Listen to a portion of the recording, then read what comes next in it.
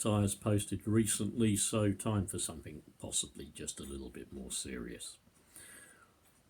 Okay, Tory Manifesto launch. You all saw it, you've probably all heard about it. It's all over, well, especially all over the right-wing Tory press and the right-wing Tory media. Not surprising. Remember, the media is owned by the Tories. This manifesto, although they can't sort of officially give it a big thumbs up, yeah? I mean, you can't have Laura Kunsberg or whatever coming on BBC and saying, the Tory manifesto has just been released and myself and my colleagues here at the blatantly backing Conservatives give it a big thumbs up. Conservatives, brilliant. We say well done in the newsroom. Every one of us has had our copy of it. We've all read it and we're going to present it to this country as backing Britain, getting Brexit done, putting Britain first, and we are going to tell you all, vote Tory. No, that would be a bit obvious, wouldn't it? I mean, that'd be like, you know, you might perhaps get something like that in The Sun, where it's reporting apparently news, but it's editorial. You might even get it into Tagdish's Heil. I don't know, not really too sure what the Tagdish's Heil has done with this one. But that much aside, what have we learned since? Well, propaganda. Years ago, and I speak about a character who was overtly a racist, was written by Johnny Spate, see if you can guess who, as a racist, was used to virtually point out the stupidity of racism.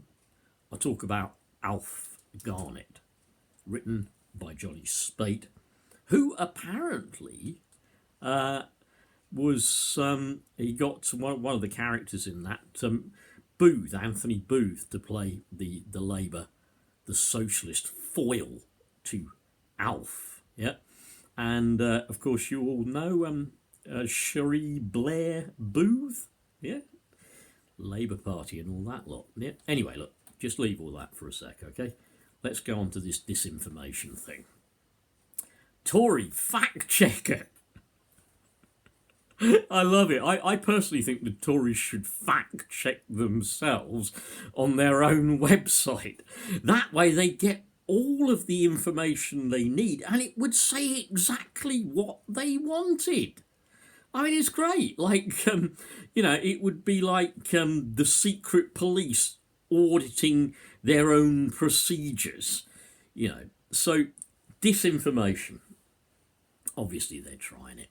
Yeah, they're bound to. They're desperate. They've got to win. There are billionaires out there. Don't forget, 310 years to make 1 billion if you are earning £1 for every 10 seconds of your life. There's not just billionaires out there. There's multi-billionaires out there. Oh, and they're very upset that they might have to pay some tax. Oh, they must be down to their last multi-billion by now. So how could they be asked to pay their way and pay a bit of tax? Disinformation, going back to that. The Tories, as you know by now, are presenting that Labour manifesto pledge as everybody will pay more tax. Even if you're a care assistant and you're on £12,500 a year on a 0 hours contract, having to eat from a food bank, on help with your gas and electricity and your housing costs, even if you're a care assistant, according to Tory disinformation and propaganda, £12,500 a year care assistants will be paying more tax because we all know, according to the disinformation Tories, Labour is a party of high taxation. We know damn well the way the tax bands are worked out. And of course they're not, right? But what have we got really in the Tory manifesto? Well, apparently it's been described in all kinds of ways. I'll put a graphic on later in something I post with this. But effectively it revolves around get Brexit done. Because they can't really put much else in it, can they? 50,000 nurses promised. When you actually dig into that a little bit, in 10 years' time, over 18,500 have already left and are leaving. So, yeah, all those nurses, but, if you're my age and in my health, you might well be dead by the time they come through, right? So don't worry about that one. Police, we've already been into that one, but let's go into it again. We're offering 21,000 new officers to replace the 20,000 we've already got rid of and cut. So that's a net gain of 1,000. Also think about this, for crying out loud. When they cut police officers, do you not think they cut the facilities that they work from?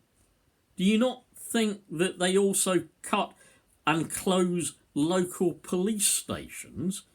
Or, what are all these what are they going to do with all these new officers? They all going to just be 24/7 walking the streets or working from their cars? Or perhaps they've got a new plan to get police officers working from home with awfully slow broadband. Yeah? Oh, sorry about that. I shouldn't have said broadband.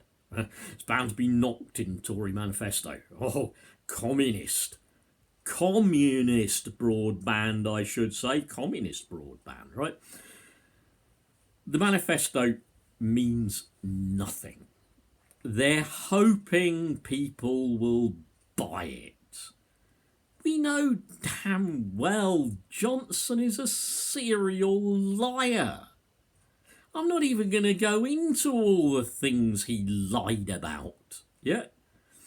But he does hope that get Brexit done will get the Conservative vote. Look, it's not a case of, and this has been said so many times, but it has to be repeated on social media because the mainstream media won't repeat it. It's not a case of get Brexit done, snap, everything's back to normal. Of course it's not. We're still, however you do this, even if no deal, crash out, bad for everybody, terrible for the poor, great for the rich, Brexit goes through, we're still looking at least another 7 years. Notice Mogg has been grounded since the Grenfell comments. Yep. So although it's ground Mogg day, yeah, even he would have to agree that it's not just going to happen instantly. Okay?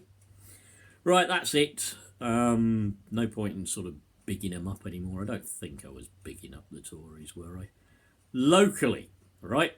Great Yarmouth and Galston, UK, Norfolk, wherever you are, one, pick a Labour candidate, vote for them. We need you. We need your help also during the last remaining days of the campaign. So plenty of sites online to volunteer with Labour, right? So we need your help.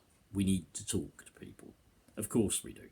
And my thanks to all Labour supporters who are going out there and doing that on doorsteps at this very moment. I'll help in what ways I can, but unfortunately I still don't think I can doorstep. Yep. I just don't think I can. Okay? So, finally, last couple of seconds.